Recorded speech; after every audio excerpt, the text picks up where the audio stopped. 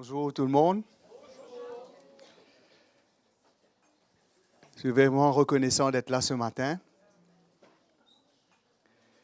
et d'avoir la joie dans mon cœur de voir les frères et sœurs et de savoir que ce que le Seigneur veut, c'est d'unir notre cœur, ce que nous soyons un. Et de ressentir ce que le Seigneur fait au milieu de l'Église et d'avoir dans notre cœur la vision du Seigneur pour l'Église et d'avoir à cœur l'intérêt de l'Église. Je crois que chacun de nous sommes précieux les uns pour les autres. Le Seigneur est précieux pour nous. Sans le Seigneur, nous n'aurions eu rien aujourd'hui. Mais avec le Seigneur, on a tout. On a été à Ouagadougou. Et quelle joie de servir le Seigneur avec le cœur du Seigneur. Et que les pasteurs n'ont pas juste entendu un enseignement, ils n'ont pas juste appris quelque chose de nouveau, mais que le Seigneur ait touché leur cœur par l'Évangile. Chaque réunion qu'on avait, le pasteur Michel, celui qui est responsable des églises, des assemblées de Dieu, au Burkina Faso, on était chez lui. À chaque fois, après chaque réunion, il venait, serrer la main de Mickey, serrer ma main. Il disait, Dieu a parlé.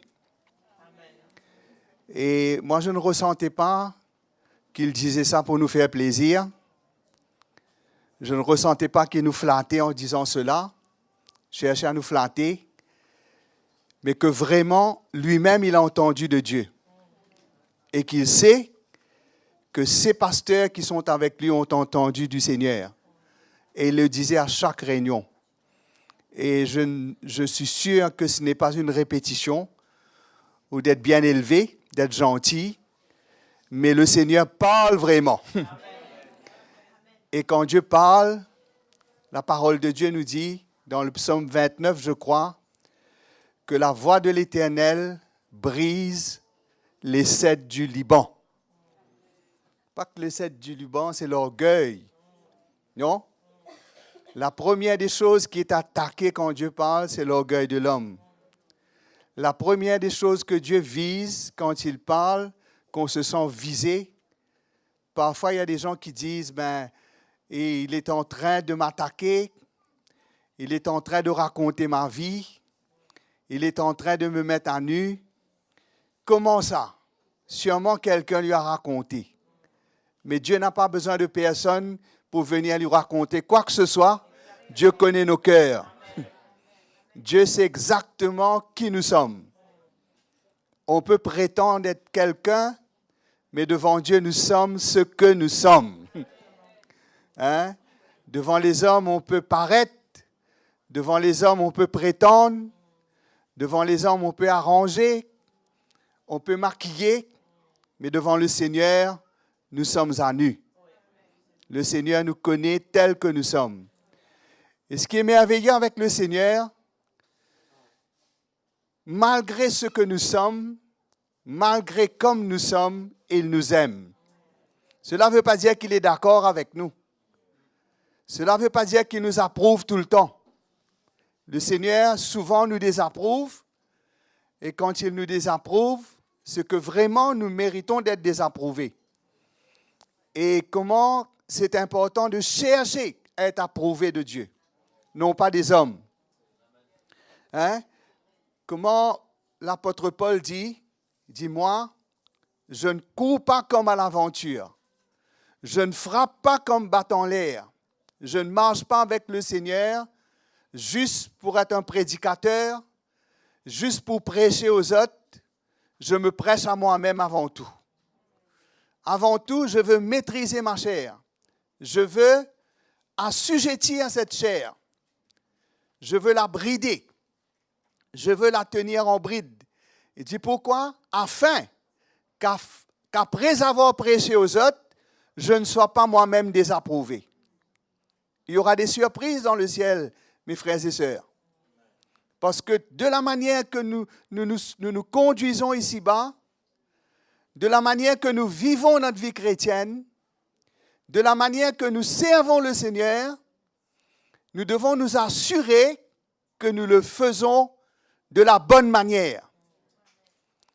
Ça veut dire de la bonne manière, tout en nous-mêmes acceptant ce que Dieu a prévu pour nous, acceptant ce que Dieu veut faire dans notre vie et donnant toute la place au Seigneur et voulant ne pas être un auditeur oublieux, mais de mettre en pratique la parole de Dieu, de laisser le Seigneur traiter cette chair, de permettre au Seigneur de nous briser et de s'assurer, de ressentir que nous ne sommes pas parfaits, mais que notre vie est approuvée de Dieu.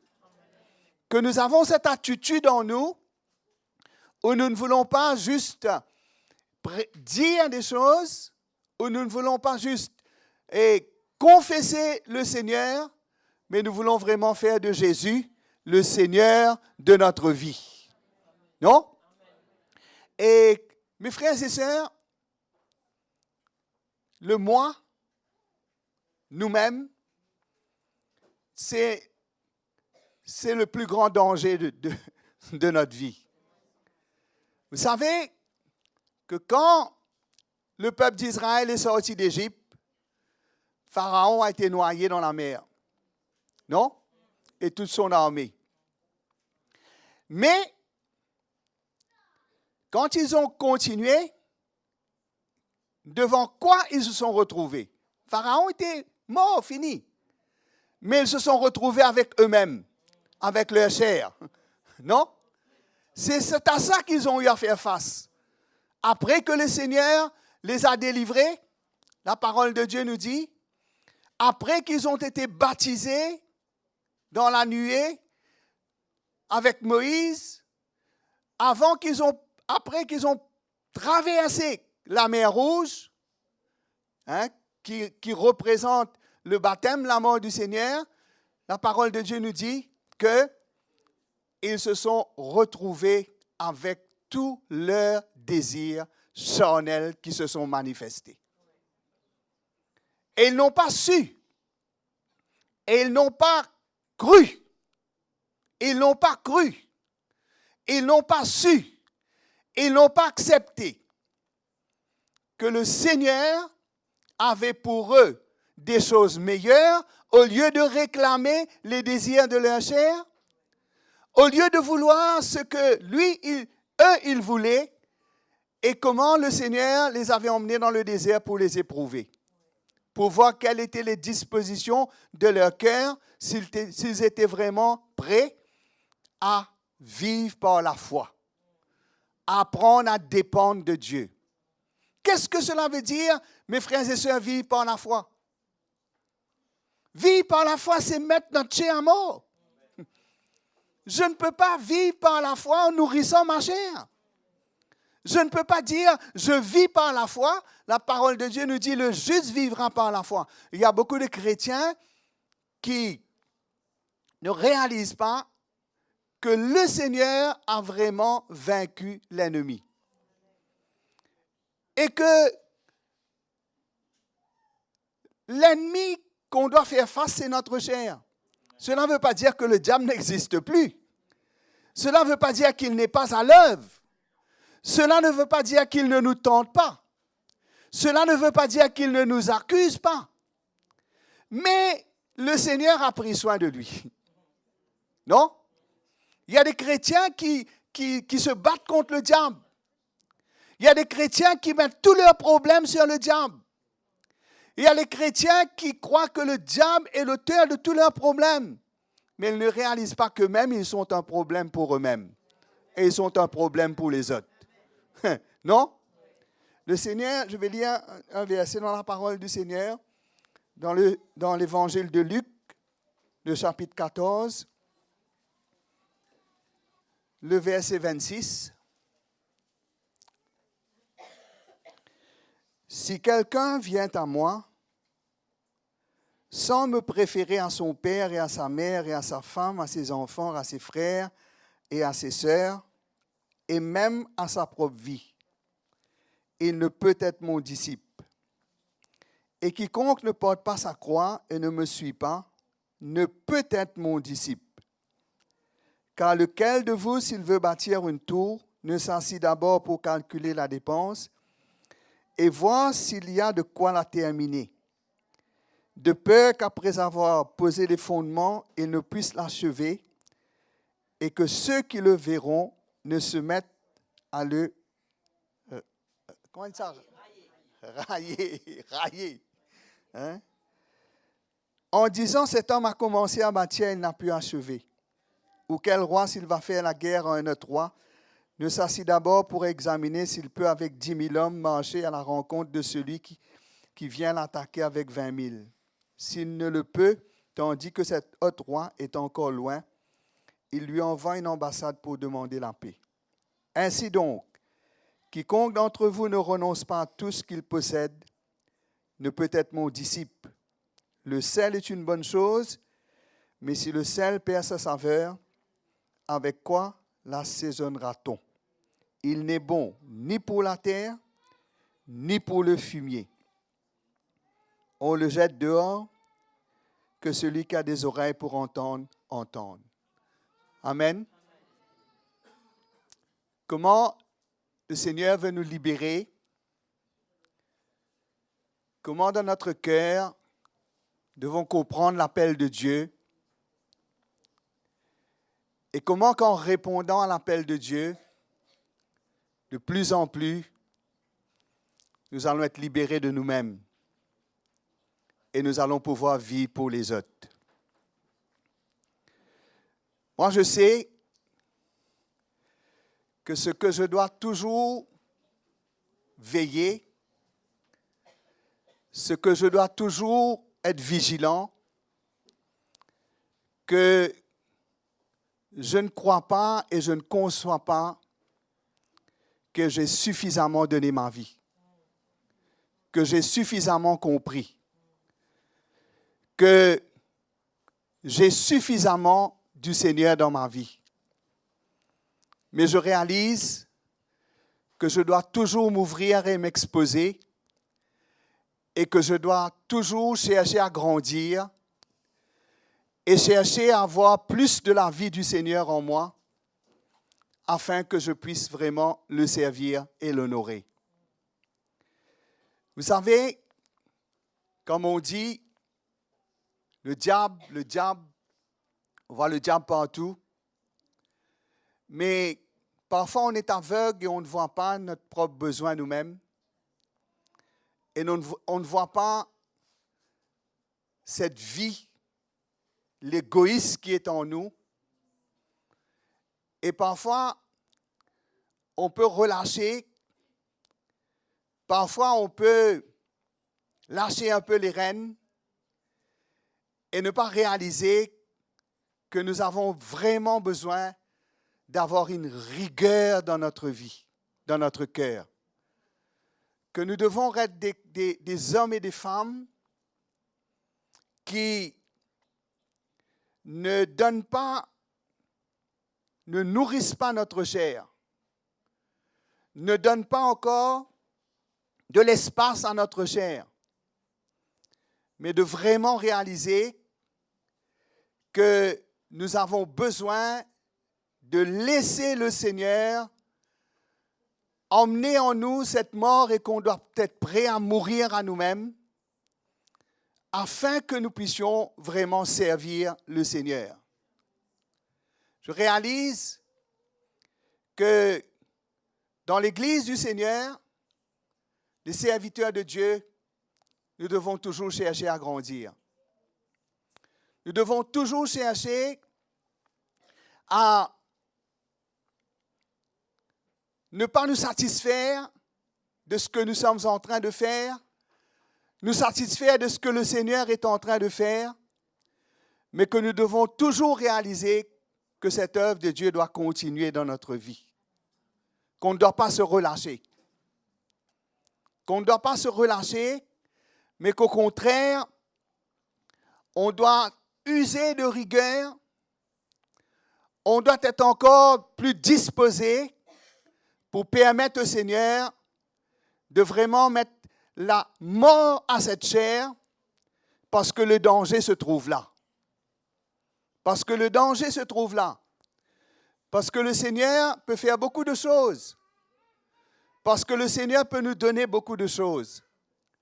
Mais ce qui est important, c'est que vraiment de plus en plus, le Seigneur puisse prendre le contrôle de notre vie, qu'il soit vraiment le maître, que notre cœur soit entièrement soumis à lui, que nous soyons toujours obéissants et toujours prêts à payer le prix qu'il faut afin que nous puissions vivre d'une manière qui est digne du Seigneur. Que nous puissions vraiment, comme Jésus a dit, si quelqu'un veut me suivre, il doit renoncer à lui-même, prendre sa croix et me suivre. Et quiconque ne porte pas sa croix, ne me suit pas, ne peut être mon disciple. Je crois que chacun de nous, nous devons regarder à notre vie. Nous pouvons peut-être connaître le Seigneur pendant des années et nous pouvons avoir fait des expériences avec le Seigneur, mais je crois qu'aujourd'hui, on doit se demander si vraiment on est un disciple du Seigneur. Si vraiment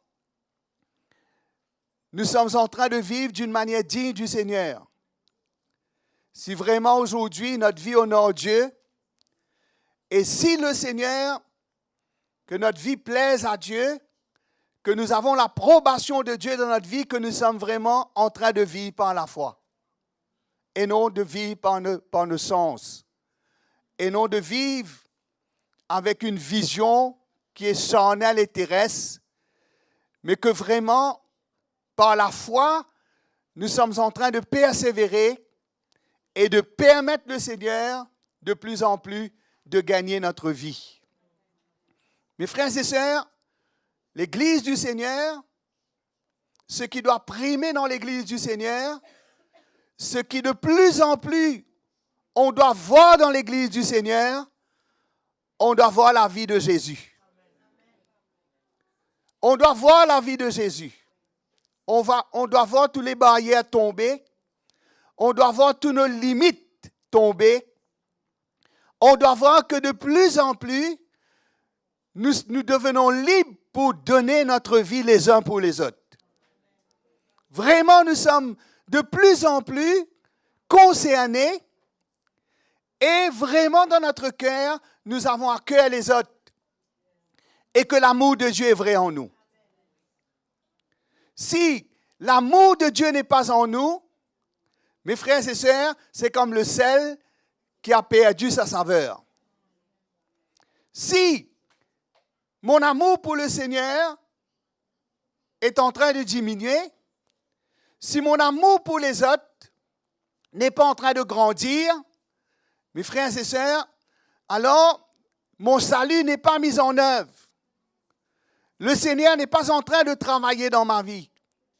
Comment il est arrivé un moment dans ma vie où j'ai réalisé que pendant des années, j'ai connu le Seigneur, pendant des années, j'ai servi le Seigneur, mais je suis toujours la même personne. Et non seulement, il y a des choses dans ma vie qui sont restées, qui sont toujours là, il y a des caractéristiques de la chair, il y a cette ressemblance à la chair, il y a des choses qui n'ont pas été traitées dans ma vie, et j'ai réalisé que j'ai servi le Seigneur pendant toutes ces années, mais qu'il me manquait l'essentiel. J'ai réalisé et j'ai vu ma pauvreté. J'ai réalisé combien, même que j'ai connu le Seigneur, avant de connaître le Seigneur, nous vivons chacun pour soi-même. nous ne pensions qu'à nous-mêmes. Les autres n'existaient pas. Et nous nous servions des autres pour nous-mêmes. Et quand j'ai connu le Seigneur a fait un miracle dans ma vie. Son amour est venu dans mon cœur. J'étais prêt à tout donner pour le Seigneur. J'étais prêt à suivre le Seigneur dans n'importe quoi ce que Dieu m'avait dit. Mais qu'avec le temps, je suis devenu religieux.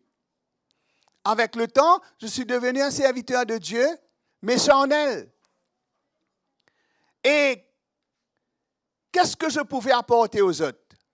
Je réalisais que mon égoïsme, j'ai réalisé que ma chair, j'ai réalisé que j'étais moi-même le roi de ma vie, que ma vie était pour moi et que je voulais construire quelque chose pour moi. Et quand j'ai réalisé cela, mes frères et sœurs, et quand la révélation de la croix est venue, ben c'était la délivrance, le salut, c'était la libération. Et aujourd'hui dans l'Église, mes frères et sœurs, comment cette mort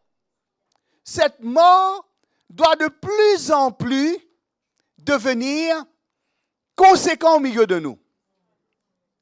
De plus en plus, mes frères et sœurs, nous devons mettre cette chair à mort. Non? Nous devons crucifier ce vieil homme. Nous ne devons pas voir, mes frères et sœurs, comme Jésus dit, si quelqu'un ne hait pas sa propre vie, ne hait pas sa propre vie, qui veut dire que notre vision, c'est vraiment de laisser le Seigneur détruire, laisser le Seigneur vraiment détruire, emmener la mort à cet égoïsme. Emmener la mort à cet égoïsme. Faire mourir cette personnalité, faire mourir cet égoïsme en nous, afin que vraiment nous ayons la vie du Seigneur et nous puissions servir le Seigneur. Parce que si c'est pour servir le Seigneur, mes frères et sœurs, on ne peut pas servir le Seigneur et représenter le Seigneur avec nous-mêmes. On ne peut pas. Mais nous avons besoin de servir le Seigneur, nous avons besoin de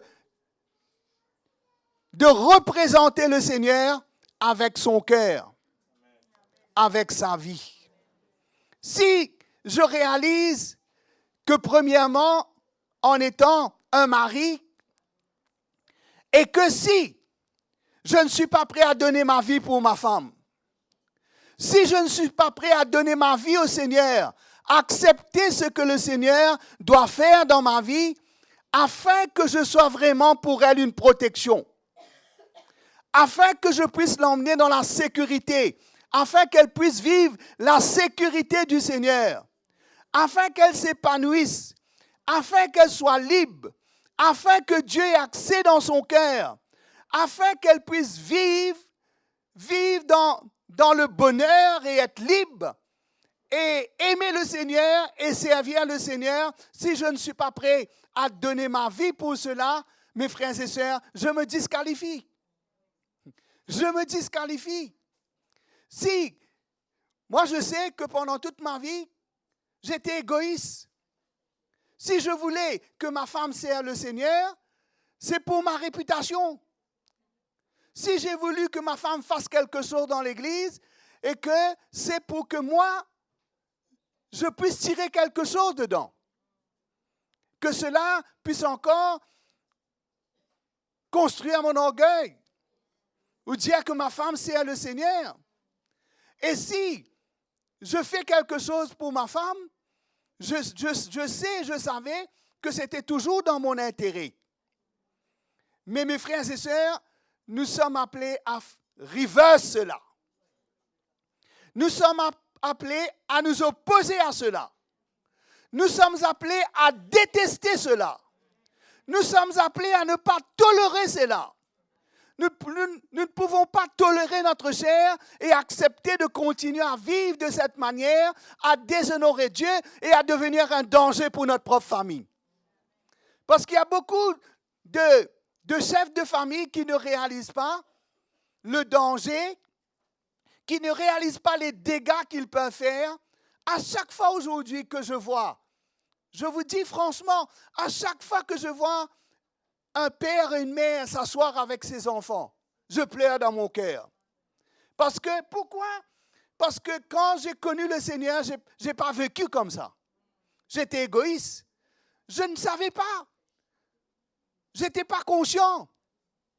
Peut-être je pouvais donner à mes enfants des choses, et parfois je leur donnais des choses. Peut-être que moi, des bonnes choses, peut-être que ça va dire que mes enfants, ils ont des bonnes choses, mais je ne savais pas ce que c'était de donner ma vie.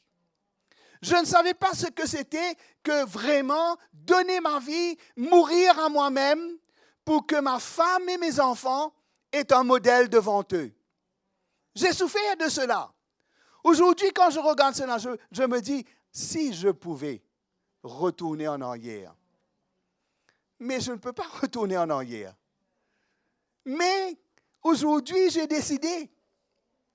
Aujourd'hui, il y a eu un moment dans ma vie où j'ai décidé, où j'ai accepté, où j'ai persévéré, où je me suis dit, plus jamais, Marc, tu seras sur le trône.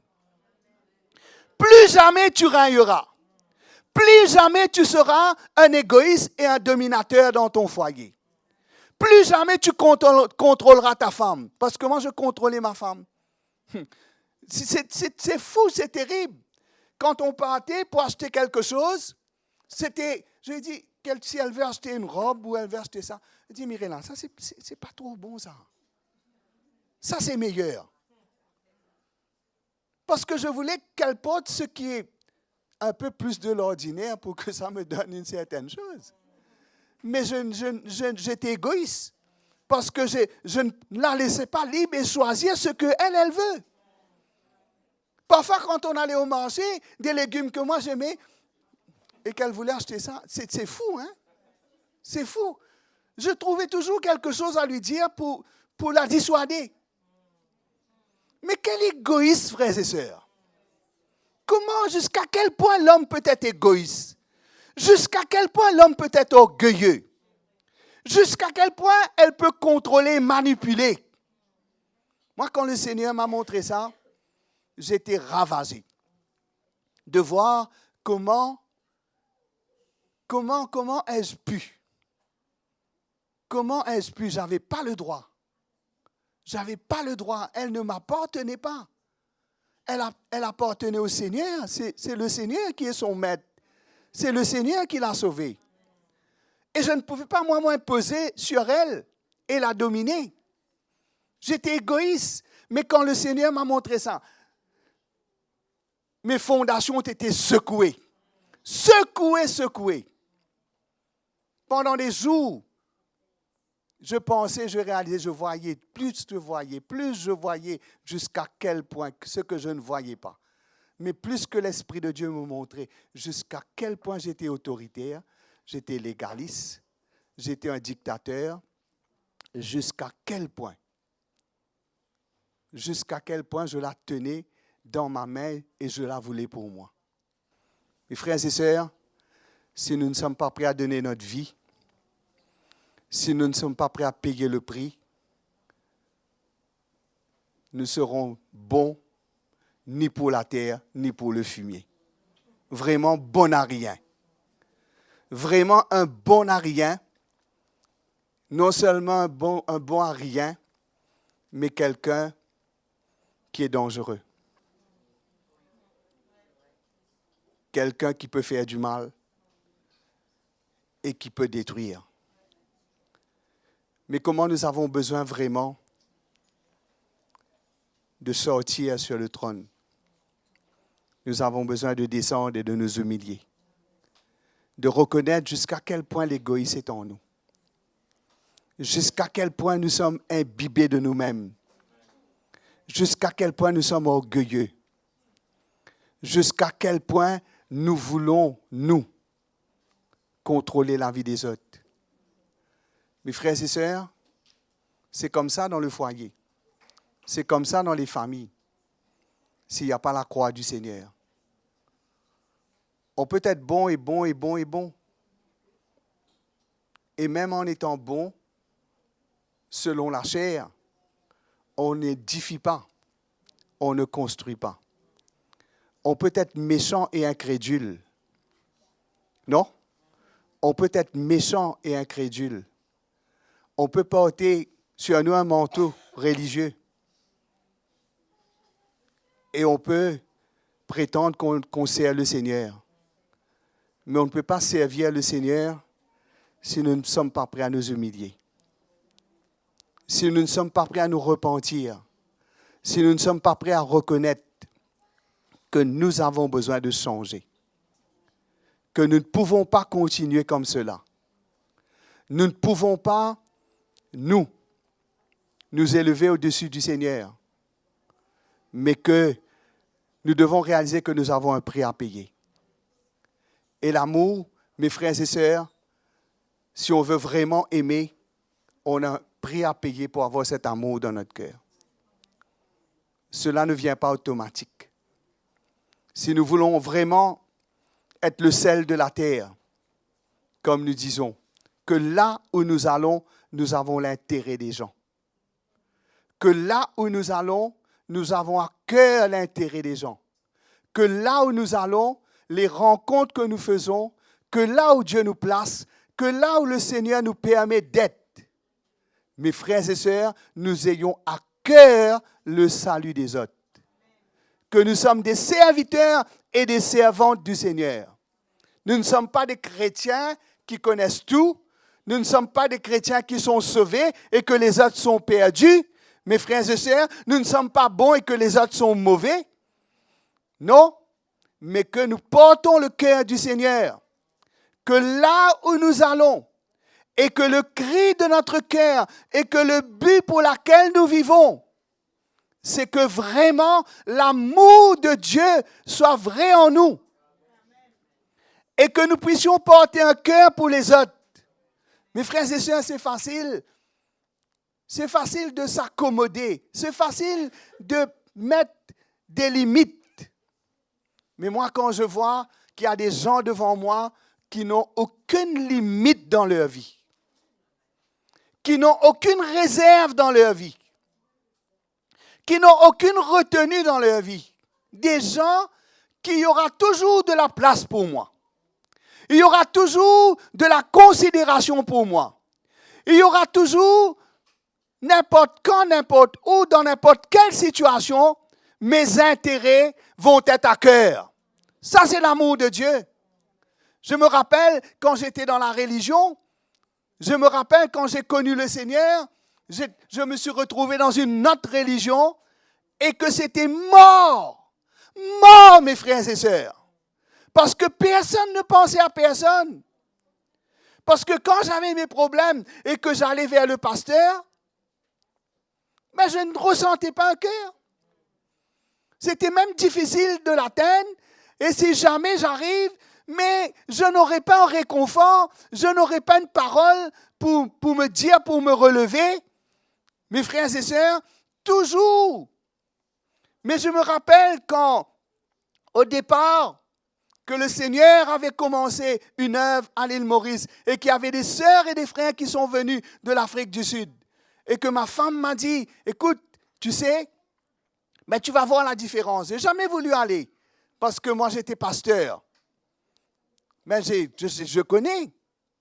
Mais quand je suis allé et que j'ai ressenti qu'il y avait quelque chose, j'ai ressenti qu'il y avait l'amour du Seigneur. Vous savez, à l'île Maurice, à un moment donné, les églises disaient « Ah oui, le centre chrétien, il y a l'amour là-bas. » Mais comme s'ils disaient ça, ils ne réalisaient pas. Ils disaient « on ne met pas trop d'accent sur les miracles, sur tout ça, pour faire ceci, pour faire cela, mais juste, il y a l'amour du Seigneur. Mais s'il y a l'amour du Seigneur, il y a tout, frère. C'est ça qu'il faut. Avant tout, c'est ça qu'il faut. C'est l'amour qu'il faut. Parce que s'il y a l'amour du Seigneur, cet amour du Seigneur n'est pas le produit de l'intelligence de l'homme. Ce n'est pas le produit, ce n'est pas le fruit des efforts de l'homme. C'est Dieu qui peut emmener son amour dans notre cœur. Et l'amour de Dieu vient seulement dans notre cœur quand notre chair est mise à mort. Quand notre orgueil est brisé. quand Dieu nous purifie et quand Dieu fait une œuvre en nous, c'est là qu'on arrive à aimer et à aimer comme le Seigneur aime. Il faut que si quelqu'un passe cette porte-là et qu'il vienne au milieu de nous, il ressente que nous ne faisons rien comme une technique ou par principe, mais que vraiment, il y a l'amour du Seigneur, il y a la présence de Dieu. Mes frères et sœurs, s'il y a ça, il y a tout ce que nous avons. Parce qu'on peut avoir beaucoup de choses, mais si on n'a pas l'amour, on n'a rien. La parole du Seigneur nous dit si mes frères, n'aimons pas la langue en parole seulement, mais en action et en vérité. C'est ça que je dois rechercher. Que vraiment, je suis libéré de mon égoïsme. Cette mort du Seigneur est agissante en moi afin que ma famille puisse avoir la vie, afin que l'Église puisse avoir la vie. Et la vie du Seigneur, mes frères et sœurs, c'est l'amour du Seigneur. Non?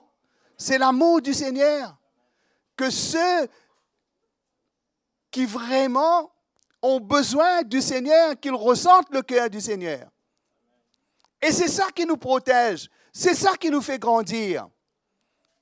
On ne sort pas d'une religion pour rentrer dans une autre religion et qu'il y a d'autres lois et qu'il y a d'autres principes et qu'il y a d'autres rituels, mais que nous puissions ressentir que nous sommes prêts à donner notre vie les uns pour les autres. Que ce ne sont pas des paroles seulement. Que si mon frère est dans le besoin, quel que soit le besoin qu'il soit, je suis prêt à sortir de mon chemin, je suis prêt à faire n'importe quel sacrifice pour donner ma vie et pour être un soutien pour mon frère ou ma sœur, pour le soutenir de là où il est, pour faire confiance à Dieu pour ce que le Seigneur doit faire dans son cœur. Mes frères et sœurs, Dieu se chargera de toutes choses. Mais ce que Dieu veut, c'est que vraiment nous puissions être un. Qu'est-ce que Jésus a dit? Le monde saura que vous êtes vraiment mes disciples par l'amour que vous avez les uns pour les autres. Non? Vraiment vrai. S'il n'y a pas ça, il n'y a rien. Non? Mais quand il y a l'amour de Dieu, mes frères et sœurs, c'est un fondement solide. Non? Aimer dans la vérité, aimer pas seulement en action. Je ne fais pas quelque chose pour faire mon frère ou ma sœur ressentir que je l'aime, mais je cherche son intérêt dans ce que je fais. Dans ce que je fais, je cherche son intérêt. Peut-être de la manière que je veux faire les choses, elle ne va pas être contente. Peut-être ce que je veux lui dire, cela ne va pas lui plaire. Mais dans l'amour du Seigneur, je vais lui dire la vérité. Je vais faire quelque chose pour lui en vérité. Je veux faire quelque chose pour lui, pour que le Seigneur puisse avoir accès à son cœur, pour qu'il puisse voir le Seigneur, pour que son cœur s'attache au Seigneur, pour que Dieu puisse le toucher et rencontrer ses besoins. Non? C'est ça qu'il faut, mes frères et sœurs. Rien ne doit être comme pour nous un principe et qu'on doit être, il n'y a qu'une limite. Quand je regarde à la vie de Mickey et d'Audrey, je ne les flatte pas, mais je peux voir qu'ils ne s'arrêtent pas. Ils n'ont pas comme si juste un niveau, mais qu'il y a de la place. Qu'ils cherchent toujours à aller plus loin, qu'ils cherchent toujours à aller plus profond, qu'ils cherchent toujours l'intérêt de l'Église, l'intérêt de frères et de sœurs. Et c'est ça l'amour de Dieu, mes frères et sœurs. L'amour de Dieu, ce n'est pas « je t'aime, tu m'aimes, on vient, on s'embrasse, on se serre ». C'est bon tout ça. C'est bon tout ça que de s'asseoir quand on vient là, de s'asseoir comme ça, là, comme un piquet. Mais c'est bon de saluer nos frères et de nos sœurs parce que nous les aimons. Non? Quels qu'ils soient, nous les aimons, nous les accueillons. Mais il faut aller plus loin que ça. Non? Il faut aller plus loin que ça. S'ils sont dans un besoin, je dois être là pour eux. Je dois être là pour eux. Si j'ai quelque chose, ce n'est pas seulement pour moi, mais c'est aussi pour eux. Si Dieu me bénit, Dieu me bénit et c'est pour le Seigneur, c'est pour l'œuvre de Dieu, c'est pour que l'Évangile puisse aller plus loin, mais aussi au service des saints. Je suis au service des saints. Je suis prêt à donner ma vie. Je suis prêt à, si je fais quelque chose, je ne cherche pas mon intérêt dedans, mais je vois que je veux servir le Seigneur et je veux donner ma vie. Je veux me donner ma vie pour les frères et sœurs. Mes frères et sœurs, comme ça, nous mettons à mort cette chair. Comment? C'est horrible pour un chrétien que d'être religieux. C'est une horreur pour un chrétien d'être égoïste. Ah, quand le Seigneur a dit à cet homme à qui il a fait cette parabole, il a dit cet homme, il a été pardonné de sa dette. Ce n'est pas sa dette, je ne sais pas quelle quantité. Non? Il a été relâché, on lui a remis sa dette. Mais qu'après cela, qu'est-ce qui s'est passé? Il a vu son ami qui lui devait qu'une petite somme d'argent, il a mis la main à sa gorge. Quand on réalise que ce que Dieu a fait pour nous et que nous, maintenant, retour, si on n'a pas l'amour de Dieu, on ne pardonne pas aux autres. C'est grave, mes frères et sœurs. C'est grave, un chrétien qui ne pardonne pas. C'est grave. Et pour ça, le Seigneur dit, si c'est comme ça, moi, je ne peux pas te protéger. Tu laisses le mal entrer en toi et l'ennemi aura l'accès. Tu seras entre les mains du tourmenteur. Non? Vrai, pas vrai.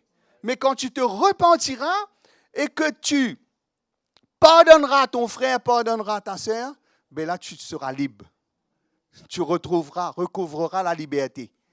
Et frères et sœurs, comment, dans l'Église, quand quelque chose se passe et quand on ne pardonne pas, on garde des choses, on nourrit des choses en nous, finalement, on devient pire que celui qui nous a fait l'offense. Parce qu'on arrive à la détester, on n'arrive plus à le voir, et ça, qu'est-ce qui se passe? L'ennemi va profiter de ça. Il y a des gens qui se sont retrouvés en dehors de l'Église parce qu'ils n'ont pas laissé Dieu traiter leur cœur. Ils n'ont pas pardonné. Parce que n'importe qui peut nous offenser. Mes frères et sœurs. N'importe qui peut nous offenser. Mais nous devons réaliser que Dieu nous pardonne pour toutes nos offenses. Et que de même, si nous avons l'amour de Dieu dans notre cœur, l'amour de Dieu pardonne tout. Il n'y a rien qu'on ne peut pas pardonner. Il y a des gens qui disent, ça, je ne peux pas pardonner. Il m'a trop fait. Il m'a fini. Mais si tu ne pardonnes pas, tu te détruiras toi-même. Parce que ce ressentiment va te pourrir la vie. Et tu vas être esclave. Comment, les frères et sœurs, le Seigneur veut nous libérer. Hein? Le Seigneur veut nous libérer. Comment dans l'Église, on doit avoir à cœur nos frères et nos sœurs. Combien on doit avoir à cœur les jeunes, les vieux, ceux qui sont mariés. Hein? Tout ce qui se fait, c'est par l'amour du Seigneur. C'est parce qu'on recherche à construire la vie des chrétiens. C'est parce qu'on veut qu'ils marchent dans la victoire. C'est parce qu'on veut qu'ils servent le Seigneur. Tout ce qui est fait. Et ne dites pas, mais ça va coûter, ça c'est loin, ça c'est comme ça. On trouve toutes sortes d'excuses et de raisons. On ne réalise pas qu'on se prive de l'amour de Dieu, de la grâce du Seigneur. Parce qu'il y a un cœur qui doit être là dans l'Église. Il y a un cœur qui doit être en moi. Il y a un cœur qui doit être en moi pour ma femme. Il y a un cœur qui doit être en moi pour mes enfants. Qu'est-ce que je veux? Il y a des parents, qu'est-ce qu'ils veulent pour leurs enfants? C'est pour leur propre fierté. C'est pour leur propre gloire que leurs enfants réussissent, c'est ça, etc. Et c'est normal, c'est légitime peut-être de vouloir que nos enfants réussissent. Mais si nous allons, que nos enfants vont réussir, hein, au détriment de leur salut, mais il vaut mieux, mes frères et sœurs, qu'ils faillissent. Hein? Moi, je sais, il y a des gens qui qui sont ambitieux. Il y a des jeunes qui sont ambitieux. Il y a des jeunes qui veulent venir ça et ça. Mais ils échouent, ils n'arrivent pas parce que Dieu veut les protéger. Parce que s'ils réussissent, s'ils deviennent quelqu'un d'important, ils vont oublier Dieu. Ils vont devenir orgueilleux. Mais que Dieu veut les emmener sur un chemin où Dieu veut faire d'eux des serviteurs. Où ils auront l'amour de Dieu dans leur cœur, parce que s'ils arrivent, qu'est-ce qu'ils vont lever leur nez devant aux autres? Et ils vont se croire plus supérieurs. Dans l'Église, mes frères et sœurs, on est tous au même niveau. Personne qui est plus supérieur que l'un, ou quelqu'un plus inférieur que l'un. Si l'amour de Dieu est là, nous devons nous sentir à l'aise. Nous devons nous sentir considérés. Nous devons ressentir que, Dieu nous aime. Non, Dieu nous aime. Vrai, pas vrai? Dieu nous aime. Mais cet amour-là doit être en moi, doit être en toi. Non? Comment tu vas expérimenter cet amour? Tu expérimentes cet amour, Dieu te sauve. Dieu fait des miracles pour toi. Mais Dieu se sert de moi et Dieu se sert de toi. Nous devenons serviteurs les uns des autres. Non? Par la charité, nous nous rendons serviteurs des uns des autres. Nous devenons des instruments de Dieu pour les uns les autres. Nous ne sommes pas là pour descendre qui que ce soit. Nous ne sommes pas là pour abaisser qui que ce soit. Nous ne sommes pas là pour diminuer qui que ce soit. Mais au contraire, mes frères et sœurs, nous voulons élever quelqu'un. Qu'est-ce que ça veut dire l'élever? Lui donner une importance, donner notre vie pour lui. Parce que s'il est important, nous allons donner notre vie pour lui. Nous allons le considérer comme plus important que nous. Nous allons mettre nos intérêts de côté et nous allons chercher ses intérêts. Non? Comment? Pierre dit, Seigneur, nous avons tout quitté pour te suivre, mais qu'est-ce que nous avons en retour? Mais le Seigneur dit, tu auras des frères, tu auras des sœurs, tu auras des mères, tu auras des pères, non? Tu auras des persécutions. Alléluia! Mais la vie éternelle. Alléluia. Si nous sommes prêts à perdre notre vie, si nous sommes prêts à renoncer à nous-mêmes, mes frères et sœurs, nous ferons le bonheur des autres. Nous ferons la joie des autres. Nous serons des semeurs. Nous apporterons la paix. Non? Nous emmènerons la joie dans le cœur des autres. Nous emmènerons la délivrance.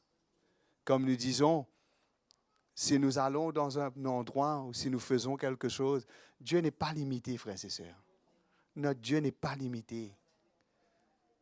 Dieu va emmener ceux qui lui appartiennent. Dieu va ramener ceux qui lui appartiennent, qui sont partis. Ils vont revenir. Mais nous avons besoin de donner notre vie. Que quand quelqu'un revienne, mes frères et sœurs, ils ne ressentent pas que nous sommes comme ce fils aîné qui dit, tu as quitté la maison, tu es parti, tu as traîné partout, maintenant tu reviens et que tu as la bénédiction de Dieu. Non, on doit être content, se réjouir. Non? Se réjouir de ce que Dieu fait. Notre joie, c'est ce que Dieu fait dans les cœurs. Notre joie, c'est ce que Dieu fait entre nous. Notre joie, c'est ce que Dieu fait au travers de nous. Mes frères et sœurs, quand nous sommes des serviteurs du Seigneur, nous sommes son peuple. Et nous portons le cœur du Seigneur. Si le Seigneur nous libère de notre égoïsme de plus en plus, mes frères et sœurs, c'est malsain ça. Malsain, l'égoïsme, c'est terrible. C'est la nature du diable. Non? Mais l'amour de Dieu, c'est la nature de Dieu. Comment la parole de Dieu nous dit, revêtez-vous de la charité, car c'est le lien de la perfection. Amen? C'est le lien de la perfection. C'est ça qu'on est vraiment unis parfaitement avec le Seigneur. Quand tout cet amour de Dieu, nous nous revêtons de cet amour. Quand dans ma famille, ma femme sait qu'elle peut compter sur moi, que je ne suis pas là pour l'utiliser ou pour me servir d'elle pour mes propres intérêts, mais que je l'aime et que je mets en avant son intérêt et que je suis avec elle et que mes enfants aussi sachent de même que ce que je veux, c'est que mes enfants et moi, nous puissions servir le Seigneur. Le cri de notre cœur, non? Oui, pas vrai. Le cri de notre cœur. Ça, on ne lâche pas. Cet amour pour nos enfants, ça grandit. Notre cœur se déchire. Quand nous prions, nous ressentons le cœur du Seigneur pour eux. Nous ressentons dans notre cœur une haine pour les œuvres des ténèbres. Nous résistons les œuvres du diable, mes frères et sœurs. Comme Jésus, quand il a prié pour Pierre, non? Pour que Pierre ne défaille, sa foi ne défaille point, pour que le diable ne le finisse pas. Mais comment, quand cet amour est dans notre cœur, nous sommes des vrais serviteurs du Seigneur, des vrais servantes du Seigneur. On ne peut pas servir le Seigneur juste par notre connaissance, juste par notre expérience, juste parce qu'on peut dire aux gens ce qu'il faut faire, mais c'est un cœur que nous devons avoir. Vous encouragez ce matin, mes frères et sœurs, c'est que l'Église, regarde comme c'est bon là. Hein? Qu'on les frères un peu de Charville, les sœurs sont venues ici un peu. Non? C'est extraordinaire, non? Oui, pas vrai. Hein? On ne reste pas dans notre coin. On ne reste pas avec nous-mêmes. Non? On élargit notre cœur. On voit plus grand. Alléluia. Non? On est concerné par tout ce qui se passe. On n'a pas juste notre petite affaire là qu'on fait. Non? Mais on voit la vision. Non? Comment faire de la place pour nos frères et nos sœurs. Et que chacun doit se connaître. Non? Vrai, pas vrai? On ne doit pas juste venir à l'église comme ça. On a besoin de se connaître. On a besoin d'ouvrir notre cœur.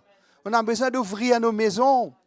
On a besoin de s'ouvrir, de laisser l'amour de Dieu traverser entre nous, mes frères et sœurs, et nous édifier. Qu'est-ce qui nous édifie, qui nous construit? La connaissance enfle, mais la charité édifie. Vrai, pas vrai? Quand il y a l'amour de Dieu, on construit. On ne se limite pas. Je vous encourager ce matin, comment le Seigneur, il veut nous emmener plus loin. Hein? Quand nous pensons à toutes les portes qui s'ouvrent en Afrique, ah, mes frères et sœurs, je veux avoir une part dedans. Je veux participer dedans. Je disais, je suis jeune, je suis à l'école, mais je peux participer dedans. Mon cœur peut être dedans. Non? Je travaille, je suis là, je ne peux pas bouger, mais mon cœur peut être dedans. Non? C'est un seul cœur. C'est le cœur de Dieu. Non? Qui ne s'y limite pas, qui ne s'arrête pas, qui va plus loin de plus en plus et qui va plus profondément dans les cœurs. Ah, mes frères et sœurs, le Seigneur nous a aimés. Hein? Le Seigneur nous a aimés. Et le Seigneur nous a aimés, il a mis son amour dans notre cœur. Et l'amour de Dieu, mes frères et sœurs, c'est la nature du Seigneur. Celui qui n'aime pas n'a pas connu Dieu, car Dieu est amour. Non? Celui qui n'aime pas n'a pas connu Dieu. Celui qui connaît le Seigneur, qui vraiment est en train de connaître le Seigneur, l'amour de Dieu doit être dans son cœur. Non? Bien-aimé, l'amour vient de Dieu. Et quiconque aime est né de Dieu et connaît Dieu.